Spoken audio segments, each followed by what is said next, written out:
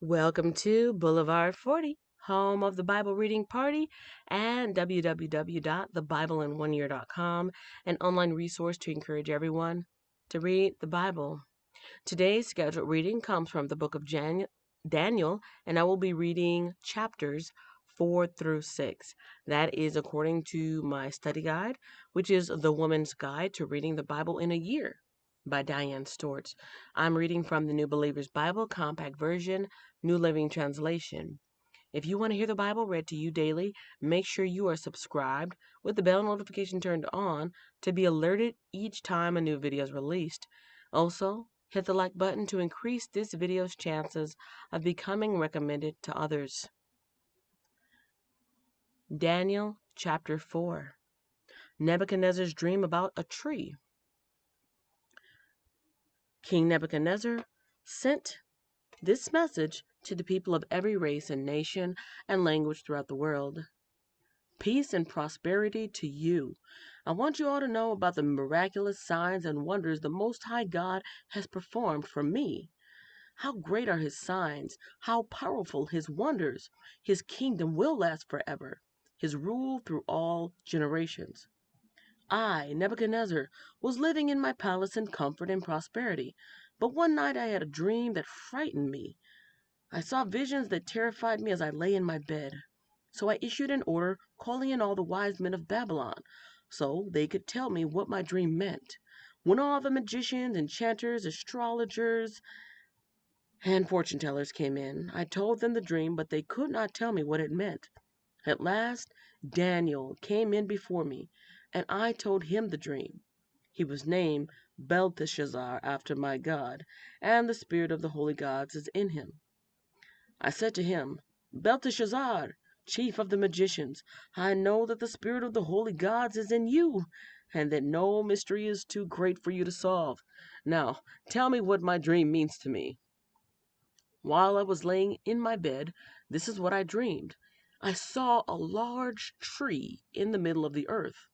The tree grew very tall and strong, reaching high into the heavens for all to see. It had fresh green leaves, and it was loaded with fruit for all to eat. Wild animals lived in its shade, and birds nested in its branches. All the world was fed from this tree. Then, as I lay there dreaming, I saw a messenger, a holy one, coming down from heaven. The messenger shouted, Cut down the tree and lop off its branches.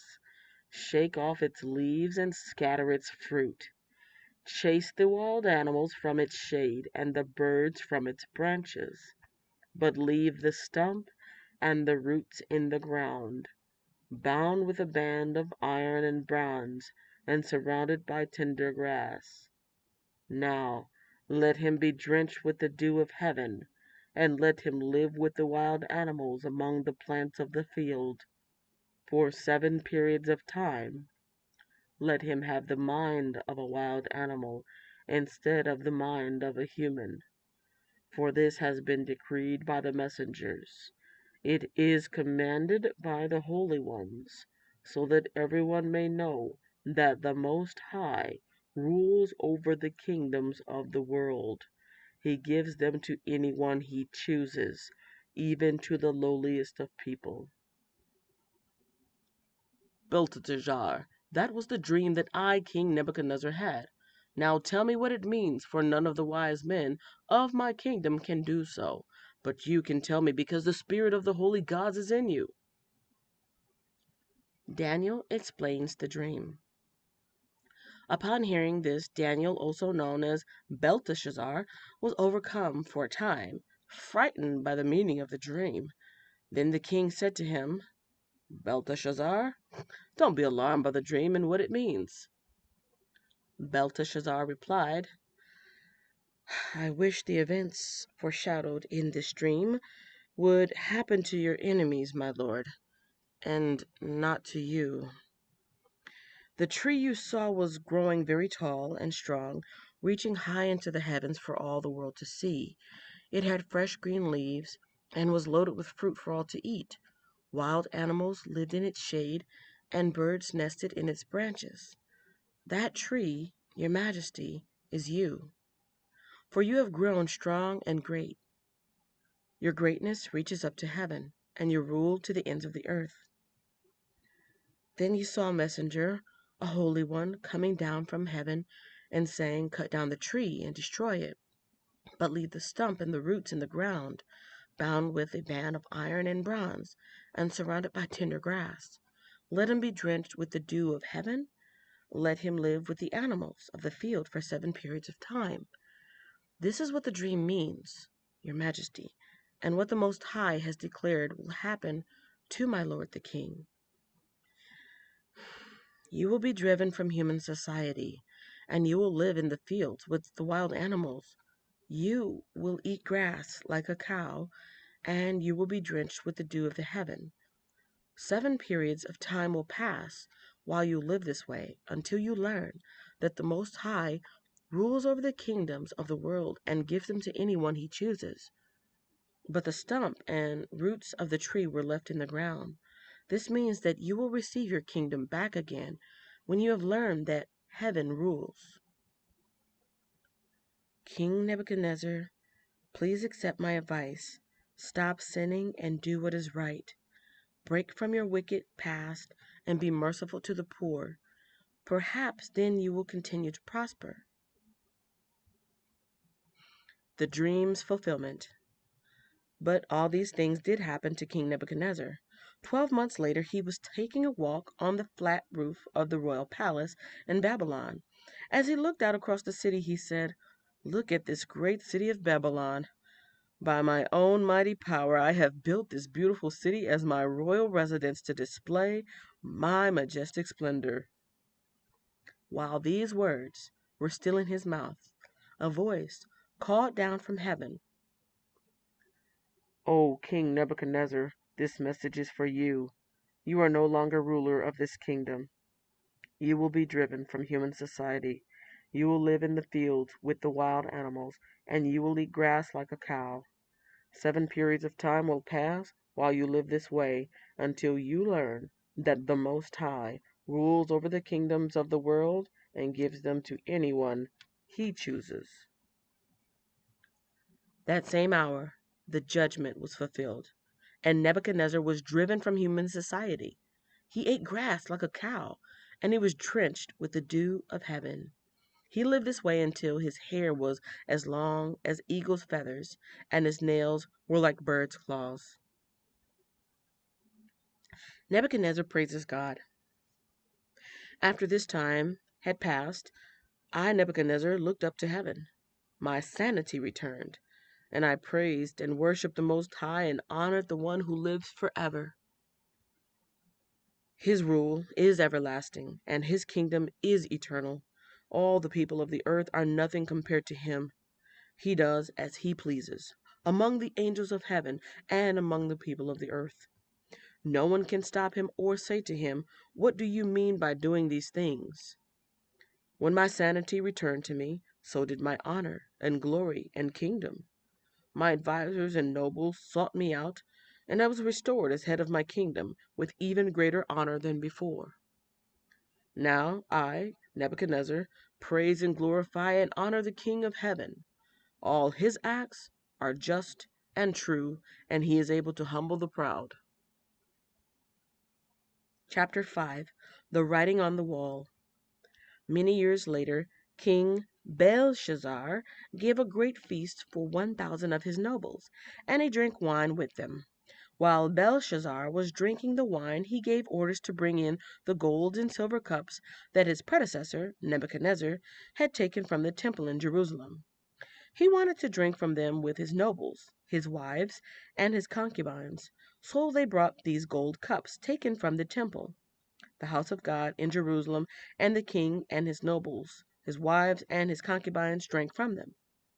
While they drank from them, they praised their idols and made of gold, silver, bronze, iron, wood, and stone. Suddenly, they saw the fingers of a human hand writing on the plaster wall of the king's palace, near the lampstand. The king himself saw the hand as it wrote, and his face turned pale with fright. His knees knocked together in fear, and his legs gave way beneath him. The king shouted for the enchanters, astrologers, and fortune tellers to be brought before him. He said to these wise men of Babylon, "Whoever can read this writing and tell me what it means will be dressed in purple robes of royal honor and will have a gold chain placed around his neck. He will become the third highest ruler in the kingdom." But when all the king's wise men had come in, none of them could read the writing or tell him what it meant. So the king grew even more alarmed, and his face turned pale. His nobles, too, were shaken. When the queen mother heard what was happening, she hurried to the banquet hall. She said to Belshazzar, "Long live the king! Don't be so pale and frightened. There is a man in your kingdom who has within him the spirit of the holy gods. During Nebuchadnezzar's reign, this man was found to have insight, understanding, and wisdom like that of the gods. Your predecessor, King Nebuchadnezzar, made him chief over all the magicians, enchanters, astrologers, and fortune tellers of Babylon. This man Daniel, whom the king named Belteshazzar, has exceptional ability and is filled with divine knowledge and understanding. He can interpret dreams, explain riddles, and solve difficult problems. Call for Daniel, and he will tell you what the writing means." Daniel explains the writing. So Daniel was brought in before the king. The king asked him, "Are you Daniel, one of the exiles brought from Judah by my predecessor, King Nebuchadnezzar? I have heard that you have the spirit of the gods within you, and that you are filled with insight, understanding, and wisdom. My wise men and enchanters have tried to read the words on the wall and tell me their meaning, but they cannot do it. I am told that you can give interpretations and solve difficult problems. If you can read these words and tell me their meaning, you will be clothed in purple robes of royal honor, and you will have a gold chain placed around your neck. You will become the third highest ruler in the kingdom." Daniel answered the king, "Keep your gifts or give them to someone else, but I will tell you what the writing means. Your Majesty, the Most High God, gave sovereignty, majesty, glory, and honor to your predecessor, Nebuchadnezzar. He made him so great that people of all races and nations and languages trembled before him in fear. He killed those he wanted to kill and spared those he wanted to spare. He honored those he wanted to honor and disgraced those he wanted to disgrace. But when his heart and mind were puffed up with arrogance, he was brought down from his royal throne and stripped of his glory.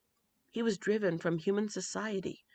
He was given the mind of a wild animal, and he lived among the wild donkeys.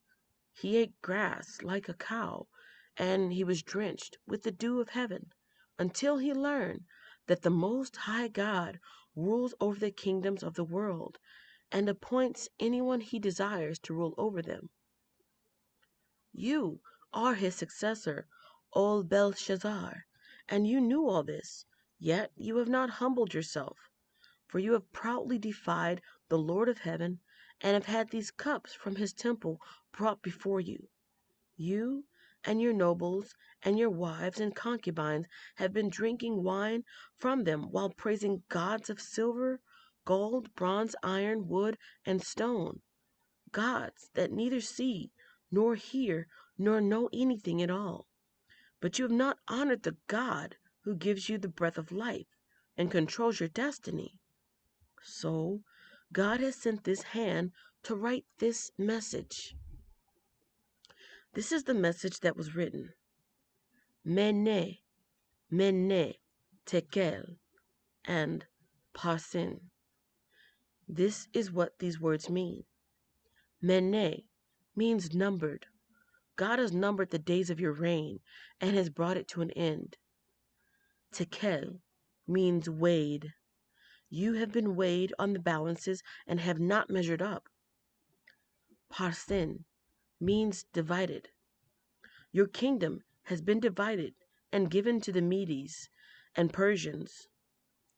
Then, at Belshazzar's command, Daniel was dressed in purple robes, a gold chain was hung around his neck, and he was proclaimed the third highest ruler in the kingdom.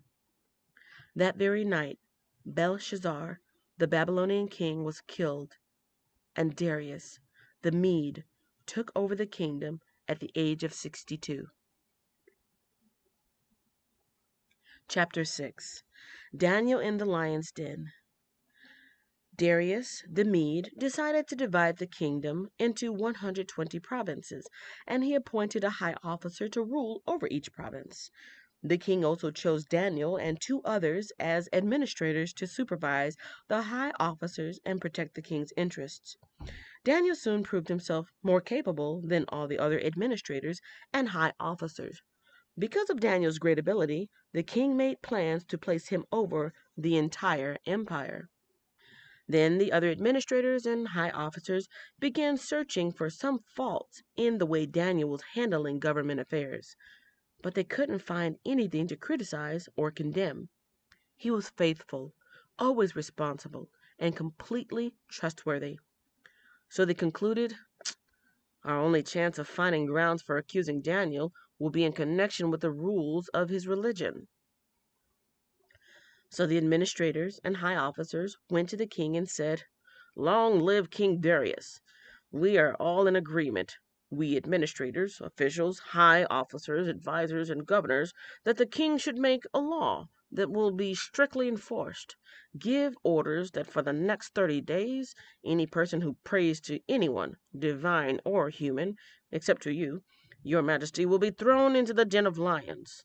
And now, your majesty, issue and sign this law so it cannot be changed. An official law of the Medes and Persians that cannot be revoked. So King Darius, signed the law. But when Daniel learned that the law had been signed, he went home and knelt down as usual in his upstairs room, with his windows open toward Jerusalem. He prayed 3 times a day, just as he had always done, giving thanks to his God. Then the officials went together to Daniel's house and found him praying and asking for God's help. So they went straight to the king and reminded him about his law. Did you not sign a law that for the next 30 days any person who prays to anyone, divine or human, except to you, your majesty, will be thrown into the den of lions? Yes, the king replied, that decision stands. It is an official law of the Medes and Persians that cannot be revoked. Then they told the king, that man Daniel, one of the captains from Judah, is ignoring you and your law. He still prays to his God 3 times a day. Hearing this, the king was deeply troubled, and he tried to think of a way to save Daniel. He spent the rest of the day looking for a way to get Daniel out of this predicament. In the evening, the men went together to the king and said, your majesty, you know that according to the law of the Medes and the Persians, no law that the king signs can be changed. So at last the king gave orders for Daniel to be arrested and thrown into the den of lions. The king said to him, may your God, whom you serve so faithfully, rescue you. A stone was brought and placed over the mouth of the den. The king sealed the stone with his own royal seal and the seals of his nobles, so that no one could rescue Daniel. Then the king returned to his palace and spent the night fasting.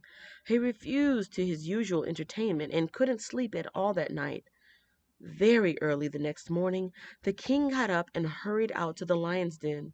When he got there, he called out in anguish, Daniel, servant of the living God, was your God, whom you serve so faithfully, able to rescue you from the lions? Daniel answered, long live the king! My God sent his angel to shut the lions' mouths, so they would not hurt me, for I have been found innocent in his sight, and I have not wronged you, your majesty.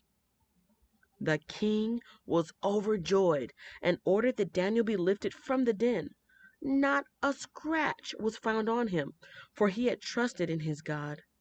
Then the king gave orders to arrest the men who had maliciously accused Daniel. he had them thrown into the lion's den along with their wives and children. The lions leaped on them and tore them apart before they even hit the floor of the den.